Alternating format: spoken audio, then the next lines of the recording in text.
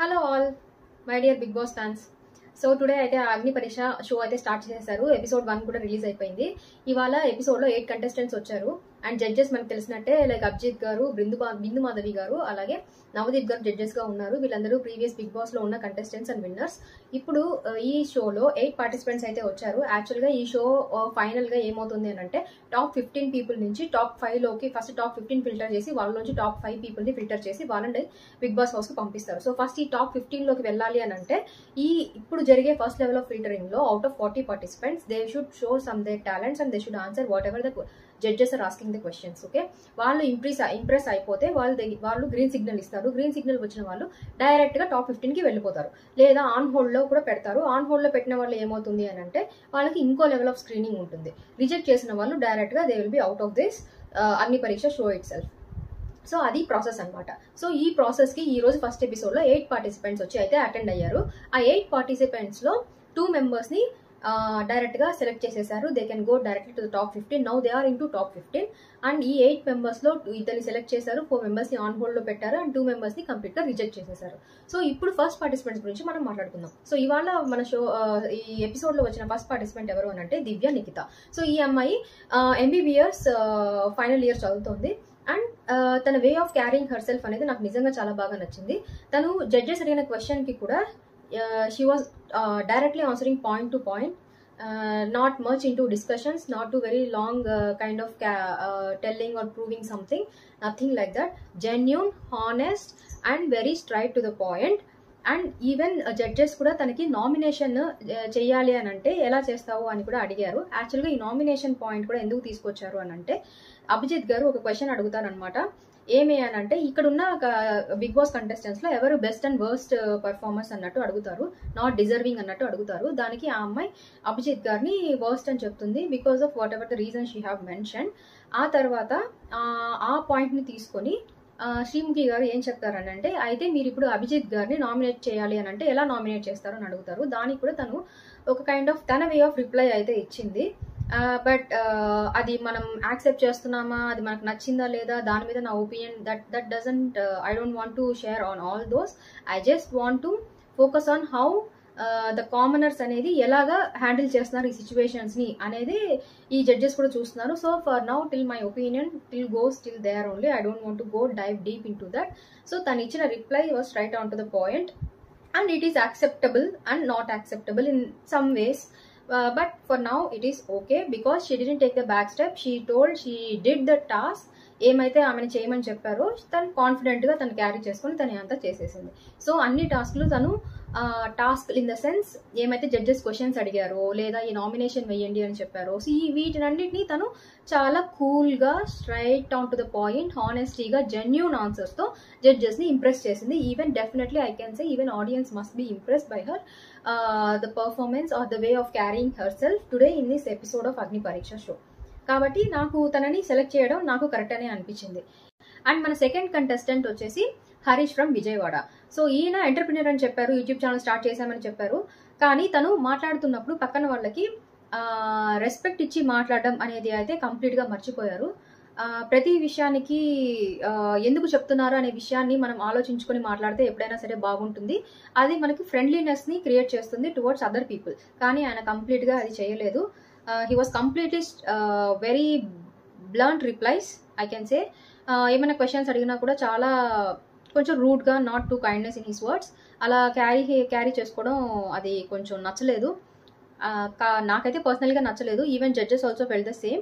అందుకనే తననైతే ఇప్పటికీ హోల్డ్లో పెట్టున్నారు. ఇంకా నెక్స్ట్ కంటెస్టెంట్ అయితే కేతమ్మ అని. ఈమె ఇంచుమించు గంగవ్వ ఏజే ఉంటారు, నల్గొండ నుంచి వచ్చారనమాట. సో ఎనర్జెటిక్, తను చాలా స్ట్రగుల్స్ని ఫేస్ చేసేసుకొని ఇంత దూరం వచ్చారు అని అంటేనే we should definitely appreciate her in that age. She was so energetic, songs పాడి, humour sense, everything was fine. కానీ జడ్జెస్ అయితే అనుకుంది ఏంటిది అంటే some of the out of 3 judges ఈమెని కంప్లీట్గా బిగ్ బాస్ హౌస్లోకి పంపిస్తే స్ట్రగుల్ అవుతారు, అని అనుకున్నారు. అది యాక్చువల్గా ఒక పాయింట్లో నిజమే. ఆమె ఏజ్కి అక్కడ ఉన్న టాస్క్లు చేసుకుంటూ ఉండాలి అని అంటే చాలానే కష్టంగా ఉంటుంది. అది మిగతా వాళ్ళు ఇప్పుడు మన గంగవ్వ గారు ఉన్నారు కదా ఆ సీజన్లో, మనకే తెలుసు. సో పార్టిసిపేషన్ కొంచెం తక్కువగానే ఉంటుంది. And I feel it's not fair enough. Out of అన్ని పార్టిసిపెంట్స్లోనూ అందరూ గేమ్స్లో పార్టిసిపేట్ చేసి టాస్క్లో విన్ అయితే వస్తుంటేనే బాగుంటుంది.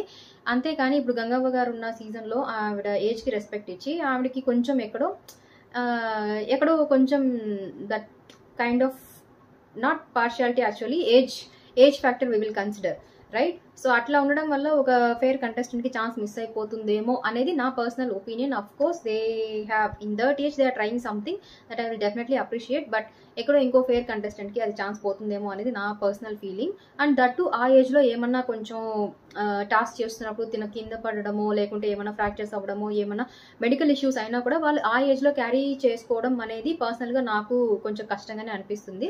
మనీ ఎర్న్ చేయడం అనేది important, but not at the cost of health అనేది నేను నమ్ముతాను. సో ఆవిడ్ని అక్కడికి వెళ్తే కొంచెం ప్రెషర్ ఫీల్ అవ్వడము మెంటల్గా లేదా ఫిజికల్గా ఏదైనా దెబ్బలు తగులుతాయి అనేది నా feeling. Even some of the judges felt the same. కాబట్టి ఆవిడ్ని కూడా హోల్డ్లో అయితే పెట్టారు. But her energy is very awesome. I like her energy. మన నెక్స్ట్ కంటెస్టెంట్ అయితే ప్రియా. ఈవిడ కర్నూలు నుంచి వచ్చారనమాట. She is like kind of the way of talking and humour sense, everything is cute and nice and చాలా అప్రోచబుల్గా ఉన్నారు. ఏమన్నా టాస్క్ అడిగినా కూడా she is ready to say and all. But ఎక్కడో సంథింగ్ లైక్ మిస్సింగ్ అనేలాగా నాకు అనిపించింది. Only with the cute expressions and cute way of talking and handling the things, but something will feel it's missed, right?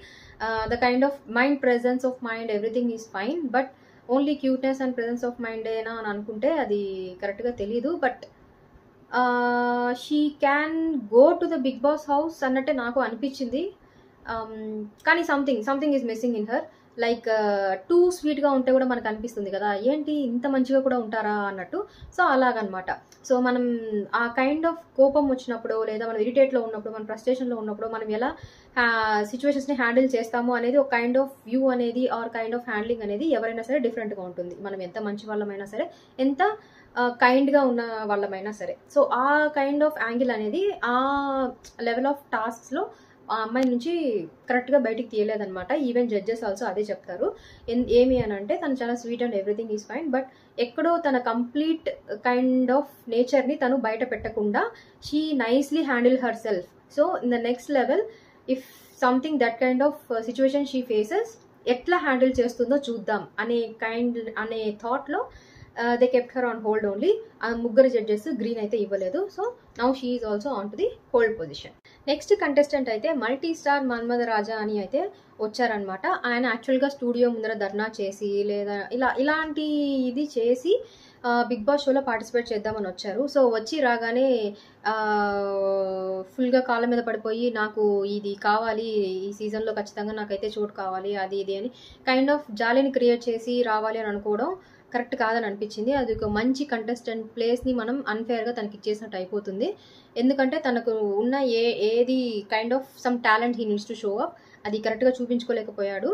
అందుకని చెప్పే నాకు తెలిసి even judges also decided and they have rejected him. Next contestant is Abu Bakar. So ఈయన యాక్చువల్గా మోడలింగ్లో ఉన్న ఆయన, మంచి ఫిజికల్లీ ఫిట్ అండ్ చాలా అకంప్లిష్మెంట్స్ ఉన్నాయి తనకి modelling side. And he is the way he wants to handle the things. ఎలాగా చెప్తున్నాను అని అంటే, శ్రీముఖి గారు క్వశ్చన్ అడుగుతారనమాట. ఆ క్వశ్చన్కి తను చెప్పే answer wise was like two it's not practical లాగా అనిపించింది అనమాట. మనం హ్యాండిల్ చేయవచ్చు, స్లోగా చెప్పి చూద్దాం, గొడవలు వద్దు అని చెప్తాం. అది చెప్పడం అనేది ఆ thought actually it's good, but అది నాకు కంప్లీట్గా ప్రాక్టికల్ అని అంటే నాకు కంప్లీట్గా ప్రాక్టికల్ అనేది నాకు అనిపించలేదు. ఎందుకంటే ఒక్కొక్క సిచ్యువేషన్స్లో ఈవెన్ మనం కూడా అది దాటేసి వెళ్ళిపోతాం. ఆ బార్డర్ని మనం కూర్చొని సాల్వ్ చేసుకుందాము అనే బార్డర్ నుంచి వెళ్ళిపోయి మనమే ఒక్కొక్కసారి ఫైటింగ్లోకి వెళ్ళిపోయే సిచ్యువేషన్స్ కూడా ఉంటాయి. కాబట్టి ఇది కంప్లీట్లీ ప్రాక్టికల్ కాదు. అంటే ఇంకేంటి మనం వెళ్ళి కొట్లాడేసుకోమని అంటారా అంటే నేను అలా అని కూడా చెప్పట్లేదు. బట్ తను చెప్పింది నాకు కంప్లీట్లీ ప్రాక్టికల్ అనిపించలేదు. But thought process I like it, but I think the thought should be practical two, so that అది మనం ఆ సిచ్యువేషన్ని హ్యాండిల్ చేయడానికి మనకి ఇంకా ఈజీగా ఉంటుంది. ఎందుకంటే ఇప్పుడు మనం ఫైట్స్ వద్దు అని చెప్తున్నాము. ఓకే, ఇప్పుడు ఆ ఫైట్స్ చెప్తున్న మాటల్ని వాళ్ళు వినలేకపోతే నెక్స్ట్ ఏంటి? Obviously they will fight, right? So అది కంప్లీట్లీ ఇంకా ప్రాక్టికల్గా ఉంటే బాగుండేది అని నాకు అనిపించింది. ఇంకా అది కాక ఎక్కడో తను చేసిన అన్ని అకాంప్లిష్మెంట్స్, తన hard work, everything we can consider. But అది సంథింగ్ ఏదో కొంచెం తగ్గినట్టు అని అనిపించింది. ఆ సంథింగ్ ఏంటి అని అంటే తన కాన్ఫిడెన్స్ని ఇంకా కొంచెం బాగా క్యారీ చేసి ఉండొచ్చు అనేది అయితే నాకు అనిపించింది. Maybe that's what even judges also mention in that show, something is locking. But anyways they put him on hold only. I genuinely feel maybe he will be the genuine contestant also for the Big Boss house. But ఎక్కడ locking అని అంటే confidence ఇంకా కొంచెం improve చేసుకుంటే ఇంకా బాగుంటుంది, తను ఇంకా కాన్ఫిడెంట్గా రిప్రజెంట్ చేసుకోవచ్చు అనేది నాకు బాగా అనిపించింది. నెక్స్ట్ వచ్చిన కంటెస్టెంట్ అయితే మాధురి. సో మాధురి ఇవిడ చాలా సో స్వీట్ అండ్ చాలా యంగ్గా చాలా యంగ్ అని చెప్పను కానీ కొంచెం యంగ్గా అనిపించారు. And little bit childishness and so sweetness అయితే ఉంది తన దగ్గర. అందుకనే ఈవెన్ జడ్జెస్ కూడా ఇంత ఇదిగా సాఫ్ట్నెస్, సో కైండ్నెస్ ఉన్న అమ్మాయి ఇంకా కొంచెం మెచ్యూర్డ్గా ఉండి ఆలోచిస్తే ఈ బిగ్ బాస్కి గేమ్కి కరెక్ట్గా ఉంటారు అన్న ఫీలింగ్లో ఆ అమ్మాయిని కూడా రిజెక్ట్ చేశారు.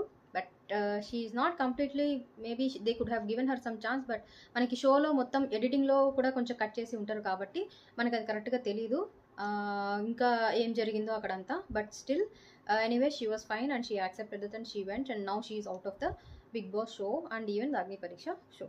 సో మన లాస్ట్ కంటెస్టెంట్ వచ్చేసి ప్రసన్న, హైదరాబాద్ నుంచి అనే అనుకుంటాను. సో మన లాస్ట్ కంటెస్టెంట్ అయితే ప్రసన్న. సో ఈయన actually so strong, so much very good, strong mind in mental health, everything he handle nicely. తను యాక్చువల్గా మన లాస్ట్ కంటెస్టెంట్ ప్రసన్న, ఈయన వెరీ స్ట్రాంగ్ మైండెడ్ అని చెప్పొచ్చు. తను ఫిజికల్లీ డిసేబుల్డ్ అయినా కూడా he had lot of achievements in his life. నిజంగా ఒక ఫిజికల్ డిసేబుల్డ్ అయిపోతానే జనరల్గా మనం ఏమనుకుంటాము అని అంటే అంతేరా మన లైఫ్ అయిపోయింది, ఇంకా మనం ఇంకేం చేయలేము, ఇంతే మనం ఇంట్లో కూర్చొని ఉండమే, ఇంకా మనకి ఎవరో మనల్ని చూసుకోవాలి తప్ప మనం ఒకరిని చూసుకునే స్టేజ్లో ఉండలేము, ఎప్పుడు డిపెండెంట్గానే ఉండాలి అని చెప్పి మనం అక్కడే స్టాప్ అయిపోతాం. అది మనం పుట్టినప్పటి నుంచే ఫిజికల్లీ డిసేబుల్డ్ అనేది వేరే, మనం మధ్యలో ఒక యాక్సిడెంట్ వల్ల ఫిజికల్లీ డిసేబుల్డ్ అవ్వడం అనేది వేరే. సో మనం మధ్యలో ఫిజికల్లీ డిసేబుల్డ్ అయినప్పుడు మన మెంటల్ స్టేటస్ని, డిప్రెషన్ని మనం దాన్ని దాటుకొని బయటికి వచ్చి ఒక అచీవ్మెంట్ చేయాలి అనేది it's such a big step. అది అందరూ ఓవర్కమ్ అయిపోయి చేయలేరు. దానికి ఒక స్ట్రాంగ్ మోటివేషన్ ఉండాలి, స్ట్రాంగ్ రీజన్ ఉండాలి. అది కంటిన్యూస్గా మనం అది చేసి చేసి చేసి దాని మీద కాన్ఫిడెన్స్ లెవెల్లో మనం బిల్డప్ చేసుకోవాలి. సో తను ఫిజికల్లీ డిసేబుల్డ్ అయ్యుండి కూడా మ్యారథాన్స్ కానీ రైడింగ్ కానీ, సో హీ డిడ్ లాట్ అంటే లాట్. యాక్చువల్గా ఆయన బిగ్ బాస్ సీజన్లో ఉండడం చాలా చాలా చాలా గుడ్. ఎందుకంటే అలాంటి వాళ్ళని మనం స్క్రీన్ మీద చూస్తున్నప్పుడు we will get it motivated automatically. అని చూస్తే అరే మనం కూడా చేయొచ్చు అనే ఫీలింగ్ మనకు ఉంటుంది. Everyone will get inspired definitely. And not only that, he has that very calmness, ఆయన ఫేస్ మీద calmness, kindness and genuine reasons and the honesty. It is very well maintained and he carried himself very nicely, very confidently, and definitely he is definitely a worth candidate to enter into the Big Boss season 9. That's what I feel. So ఇదేనండి ఈరోజు big boss అగ్ని పరీక్ష సీజన్లో వచ్చిన 8 candidates. And దాని గురించి నా just opinion ఇచ్చాను అని అంతే. అండ్ మీరేమనుకున్నారో కూడా కామెంట్స్లో మెన్షన్ చేయండి. అండ్ మర్చిపోకుండా నా ఛానల్ని సబ్స్క్రైబ్ చేసుకొని ఫాలో అవ్వండి. You will get definitely notified for all those upcoming episodes on the Agni Pariksha, and also on the day when Big Boss season started in Telugu, I'm going to post all my opinions there, and we will definitely carry out a discussion also on the comments. So it is just my perspective, there is no personal things or judgments, nothing. So we'll rock it, and I'm completely waiting for that Big Boss season 9 to be started. Bye, signing off.